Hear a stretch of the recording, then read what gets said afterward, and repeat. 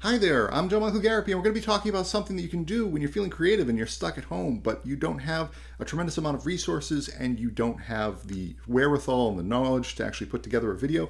And it's complicated making a video. What I'm doing right now, it's a complicated thing. I think this is the first time I ever vlogged. I'm vlogging right now, go figure. But the key point is that we don't need to have this light sequence and this camera's pointing at me. We could just be talking into a microphone. There's a vast amount of people who want to hear more new podcasters come forward and start talking to them about things that they're interested in. And then trying to predict what people are interested in, it's kind of a crazy thing because there is going to be somebody who's interested in the sort of things that you're interested in, and it's going to be hard for them to actually get that material from random people.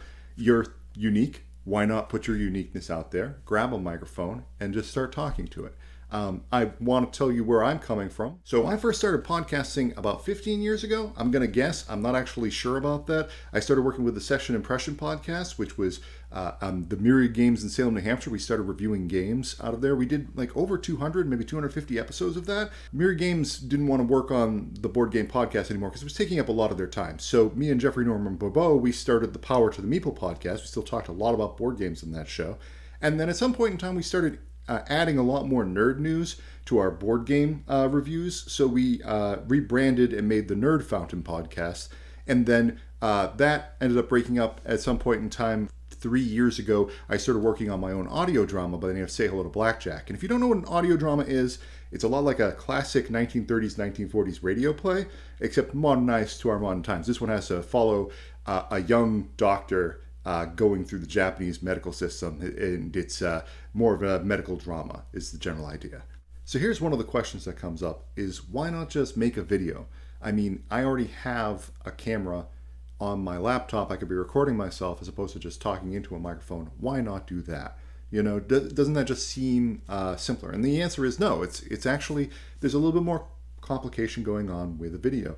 I need good lighting. I think anybody who puts together a video is going to tell you, you really have to make the lighting decent. And I got to be honest with you, I'm not too comfortable with the lighting I have here. I think that this shadow behind me ain't too pretty. I think there are better ways that I could have actually set up things.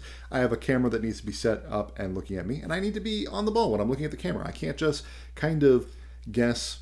My body motions and everything that I do is built into a presentation format. When I'm working with a microphone, I don't have to care what people are thinking about when they look at me, and I don't have to actually deal with the camera and the lights. I can go right to the microphone and start working. And I think this comes across when you watch videos on YouTube. Good YouTube content creators aim for 10-minute videos about once every week. Those are the people who are trying to get the numbers up and they're trying to really build an audience. I'm not saying that you have to do that. I'm just saying that these are the people who have large audiences. If they aren't doing 10 minutes a week, they feel like they're backsliding. But with podcasters, the numbers change. It's something along the lines of like they're looking for like 30 minutes to an hour a week, or like maybe even an episode every day on the weekdays or something like that. And the reason why is because it's just that much easier. I can just sit down in front of a microphone and just start recording my voice. This is the very basics behind podcasting. It's just talking. And so many people are so good at talking. Not only that, but there are so many people who are great at talking, but not necessarily to an audience. They're just really good at talking to like themselves, or they've got a story inside of them, and that they can tell a good story. But if there's an actual person across from them, it's not going to come out. And that's part of the problem with dealing with a camera too. The cameras themselves can be scary for people.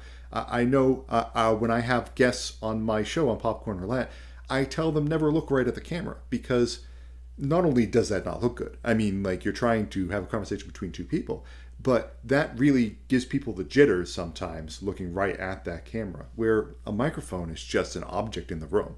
And all you have to do is make sure that it's somewhere near you. You don't have to be focusing on it. And you can just proceed to go off and tell whatever story you happen to want. And something else that comes up with making podcasts is that there's a tremendous amount less editing, which is not to say that you need to learn to edit to make a good video or to make good audio podcasts, but there's more chances for mistakes when there's another element involved, specifically visual. And people who do a lot of editing spend a lot more time visually editing their works on video than they do in audio podcasts, which brings us to another thing. This is a static shot. There is not a lot going on in this video. And people like to engage their senses. They oftentimes are looking for something to be happening on the screen. If nothing's really happening on the screen, you can be boring some of these people. Mind you, these same people still need podcasts when they're doing something else. So they might be exercising or driving their car, and they can't look at other things, or it's distracting if they look at other things, but they certainly would like to listen to things. And you can engage those people without having to deal with this wonderful background that doesn't really seem to move or do anything, and doesn't require all of these pictures thrown in just to make things visually interesting for people.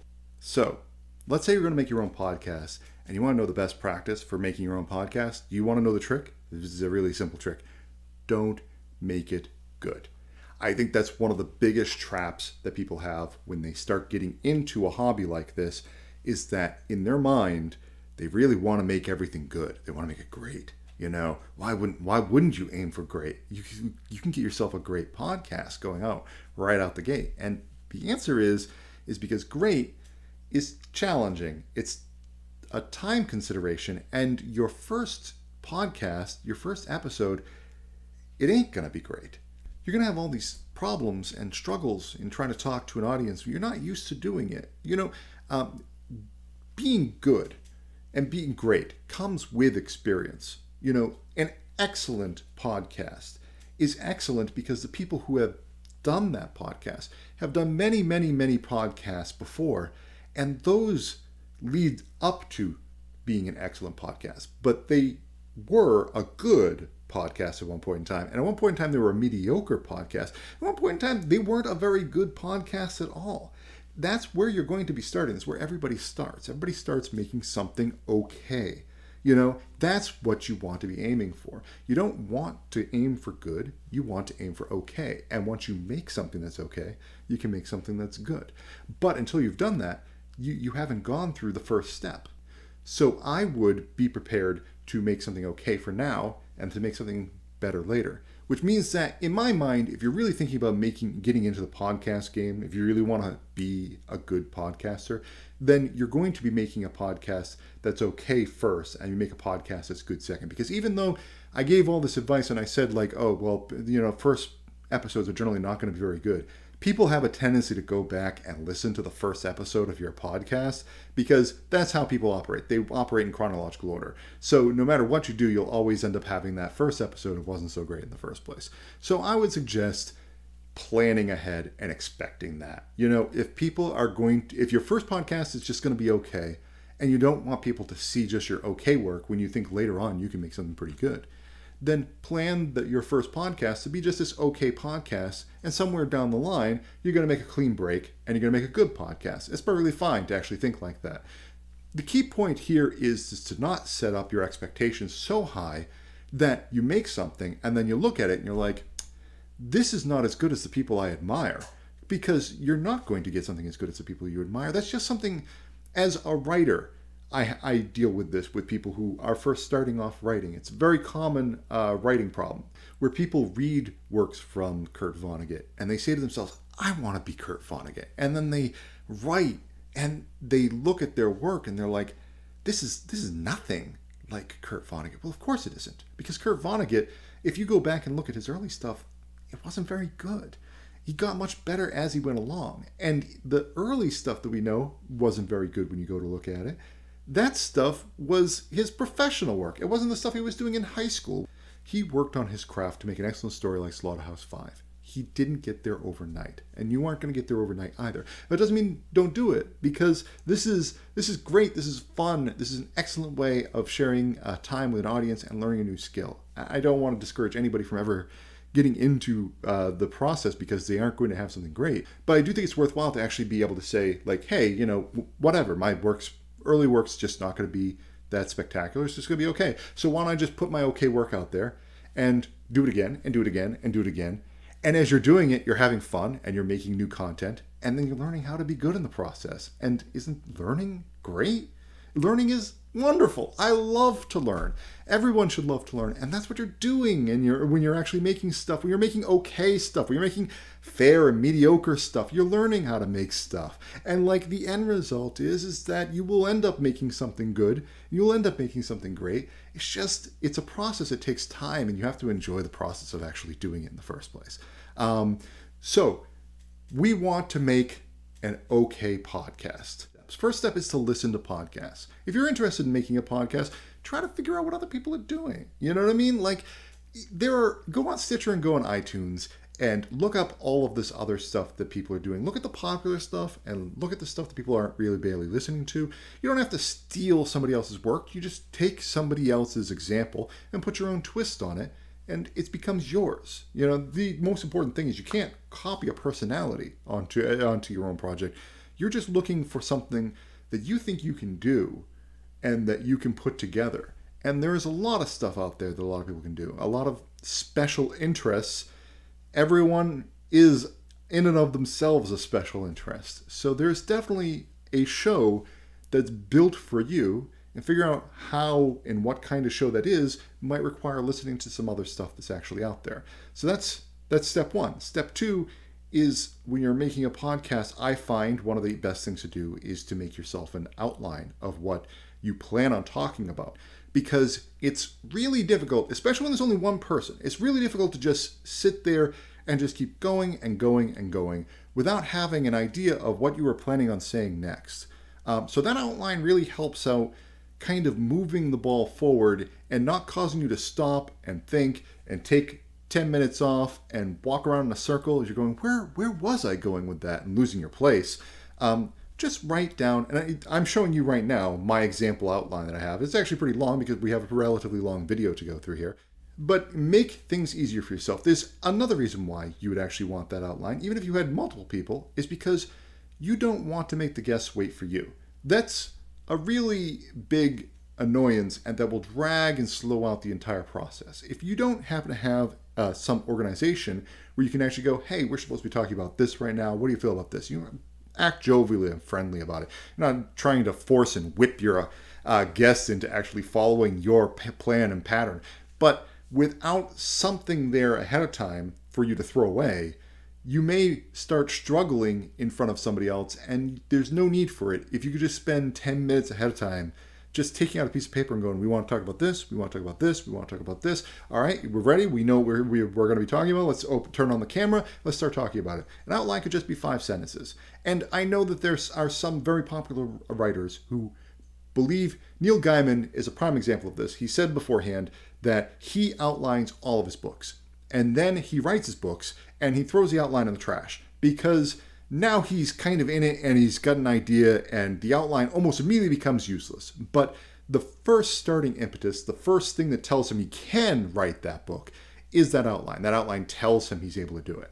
So you're making an outline, right? And you're trying to figure out to yourself, well, what exactly am I going to talk about? And then you get into a slump. This is a problem here because some people experience writer's block, and writer's block affects podcasters just as much as it affects anybody else. Podcasters, it affects a lot because podcasters have a tendency to put content out on the regular. So one of the questions is, how do I get rid of writer's block? And the answer isn't the answer anybody ever wants. Writers always get a little bit confused when you ask them, how do I get rid of writer's block? Because many prolific writers don't really have that problem because they're always writing. And that's one of the ways you get rid of writer's block, is that you don't try to make good content. You just try to make okay stuff, and you make it good down the road. So good writers will oftentimes pick up a journal, and they will write down their ideas that they regularly have, and they'll make notes, and they'll keep going. And if something happens to hit them and strike them the right way, and they're like, oh, all this is adding up, that's when they actually start putting together an outline, let's say. Oftentimes it isn't just I sit down, crank out an outline. You can do that. I mean, if everything's been boiling in your head and you're ready for it, you can do it. And that's one of the things that actually confuses people into the writer's block phenomenon, because they kind of expect someone who comes up with ideas to always be boiling because they've been in that mode once. Once everything was percolating and they sat down and they had it. and they wrote it all out, or they wrote half of it out, but they weren't really sure about the other half. But that's how it all came out. But they've never actually done the process of writing to make sure that that boiling process, that percolation, the process of having ideas at the ready is a bit foreign to them. So if you are a person who struggles with ideas, I would suggest writing stuff down in a journal. I actually have been using Evernote quite a bit as of lately, partially because Wheezy Waiter told me to do it, and he was right. Evernote is an excellent program that can sync across multiple platforms. If you want the free version, you can just set it up on your own computer, and you just write notes on it and open up notebooks and just have something at your disposal that you can generally write into on the regular. But one of the most important things is, like we said beforehand, we don't want to make something good. We only want to make something that's okay. It's all right to sound dumb, because people are not going to judge you based upon the fact that you are sounding like a normal human being having a conversation with them. And I know that's really tough for a lot of people to get across, because they want to sound smart. Don't we all want to sound smart? But when we have a conversation with a person who's talking to us on the street, we don't have this drive to sound smart, because we're sharing experience with this one person, and us trying to sound smart like to them means we're trying to sound smarter than them, and we don't want to sound smarter than them. We want to sound as smart as them, So when I'm talking to an audience and we're making a podcast or I'm making a video, I want to sound intelligent. I want to bring the level of conversation up. I don't want to actually decrease the level of conversation and just start sounding like a complete goob. But I don't want to sound smart, because that is going to kill a person's perception of you in the first place. And that's great, because it's so much harder to sound actually smart. It's much easier to sound like yourself. And so why would you bother doing anything but sounding like yourself? Trust me, you turn on a microphone, you have yourself an outline, you get ready to talk, you just talk about something, and you are 95% of the way there. You're on the home stretch. So now we're getting to the point where we have an outline ready. We're ready to talk. All we need is that microphone. And the question is, what do I need? What are the actual specs, the technology that I have in my disposal? And there's good news. You can do this with just a smartphone. That would be the simplest way of actually doing it. Some smartphones have really good microphones. And there's a very simple program in Windows and on Androids. I'm not sure about what Android's recording program is called, but Windows audio recording program is called Voice Recorder. And all you have to do is turn on Voice Recorder and hit record. It really doesn't do anything else. It's record, play, and then forward and rewind. And that's all the options you have. But you aren't looking for anything else fancier. You just want to record your voice. If your smartphone doesn't work for you, many laptops, many computers have very good internal microphones. And that may be your first experience. Again, you're only trying to put something out there. Don't waste a tremendous amount of money putting a setup together if you don't know that you enjoy it or you're good at it, because your first one's not going to be good. I cannot return to that and stress that hard enough. Your first one just isn't going to be good. So do not focus on making it spectacular. You don't need a great microphone. You don't need a great setup. You just need to do it. Having done it, your proof of concept, then you can make something better. Or you can make more bad ones for a little while, just to juggle around, get used to the concept of putting together a podcast, because you've never put together 10 shows before. And then if you've never put together 10 shows before, you've never put together 25 shows. And it keeps scaling up. So the key point is, you start small. You only use whatever you happen to have at your disposal. When you start getting a little better, I've been doing this for a long time, and I only own 2 decent microphones outside of the ones that are on my camera and my laptop. I'm using my Audio-Technica one right here. It cost me like $100 when I bought it, and that thing has run through the paces. Let me see. I'm going to grab it so the audio quality is going to go down. I'm going to be cutting the audio for a second here. This is it. You may actually notice that coming in from the side, it may not sound as good. I don't know. But the stand that it's on barely holds together. Is the original stand that comes in here. And I've used tape to actually tape it together, but it works. It's one of the most important things is I've never had to replace my microphone. I'm going to put this down. I'm sorry about the audio quality of that section. I'm sure there was a bunch of jiggling going on. About a year ago, my dad wanted to actually, he needed a better microphone. He wanted a better microphone because he does a lot of projects himself. And I was like, you know what? I don't have an interview mic. I've been using this stupid Audio Technica thing for doing interviews. And it's really annoying because the thing is directional. And in order to do an interview, we both have to sit on the same side of the table for it to actually sound natural. And it doesn't make much sense. But I picked up this Tascam. And this thing has 2 microphones, but it also works in just a general area.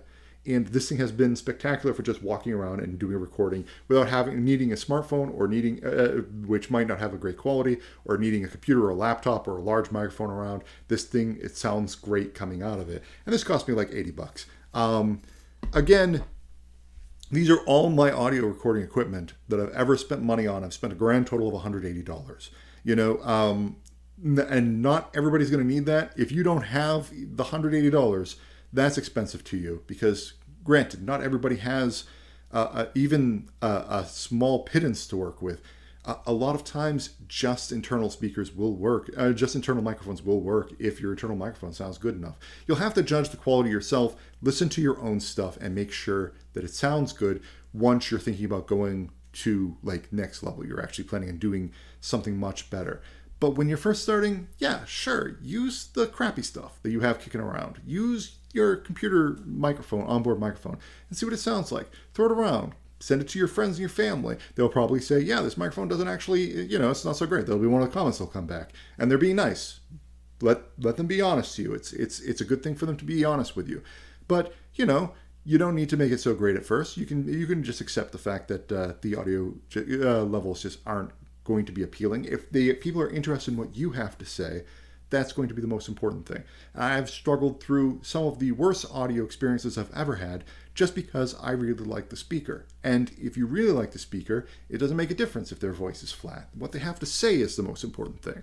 So don't judge yourself based upon your ability to get yourself good audio equipment. You'll notice that there's 3 things you actually need when you're putting something together. You need a microphone. You need something like a computer so you can actually process this into an MP3 and send it someplace. And the third thing you need is silence. Silence is golden. And that can be tricky. If you happen to live in a place that's very noisy, you might actually have to find some place where it isn't noisy. Echo is oftentimes a problem that is only noticeable once you start really getting into recording and really paying attention to what your sound quality sounds like. This room I'm in is not the best when it comes to echo. It's a small room and it's got a lot of stuff in it, which is absorbing a fair amount of sound. But you'll notice this wall behind me is just blank. And in theory, I could be putting something up on that wall to help stop the noise signals from bouncing around. I know a lot of people, they go into their closet and they record there. My refrigerator has turned on while we're actually talking to help explain the concept of like not every environment is going to have perfect sounding audio.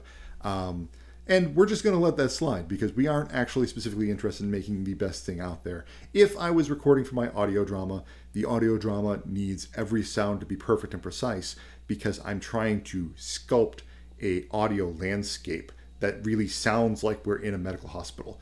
But for now, we're just going to let this all slide.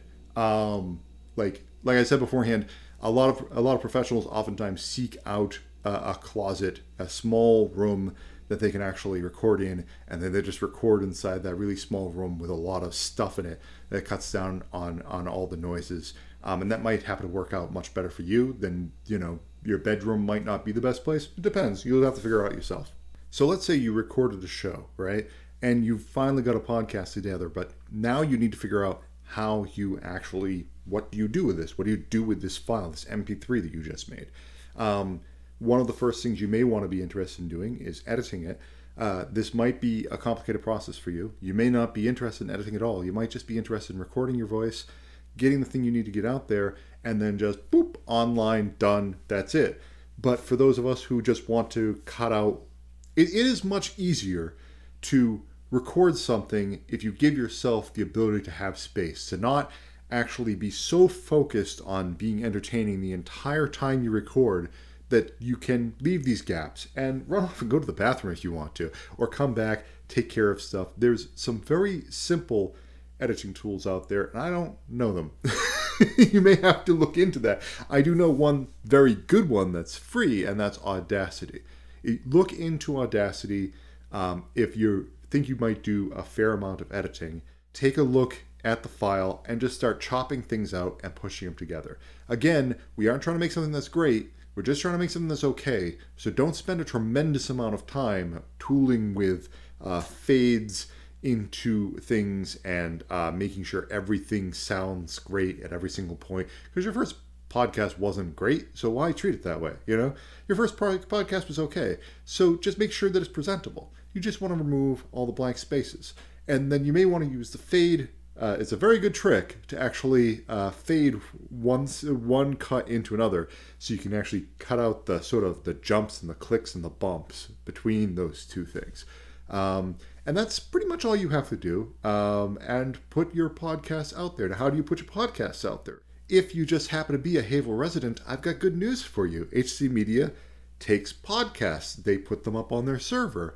I'm probably showing you an image of those podcasts right now. You can just send your file directly to HC Media, and they will take it, they'll put it up, they'll make a show for you. You have to contact them. I can't talk for them. I'm just a volunteer for HC Media. I don't work there, so I can't tell you what they can do.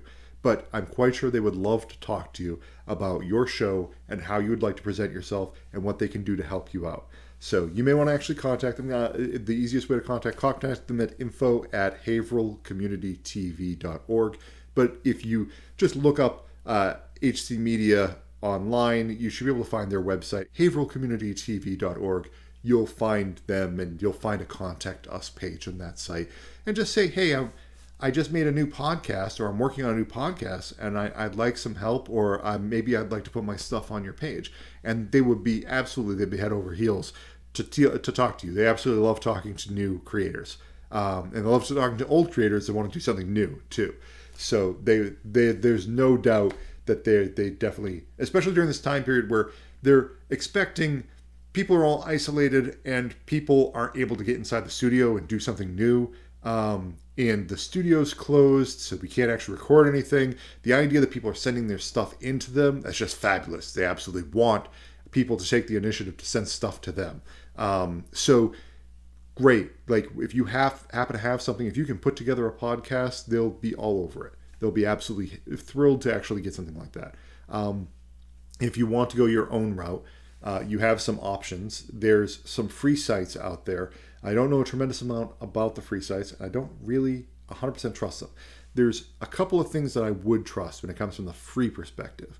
SoundCloud does let you put any audio on, and I know a lot of podcasts that host themselves through SoundCloud. There is a maximum amount of space that SoundCloud will let you use, but again, we're only trying to make an okay podcast, so the whole point is to make the okay podcast, put it on SoundCloud, be like, look, I'm hosting this right here. You can come and listen to it, and you're fine.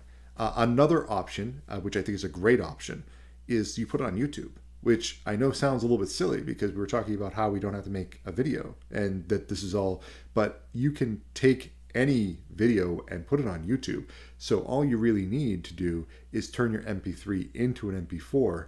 If you can figure out how to actually add an image to your audio and then you upload it to YouTube, YouTube's a free server. It's crazy when you think about it. When a podcaster approaches and looks at how YouTube does stuff, it's almost mind-blowing because all the other podcasting servers out there, they kind of expect some sort of payment somewhere down the line, or like, oh, we've got free space for so much time, but once you start getting into 5 hours worth of audio, you got to start paying for stuff along those lines.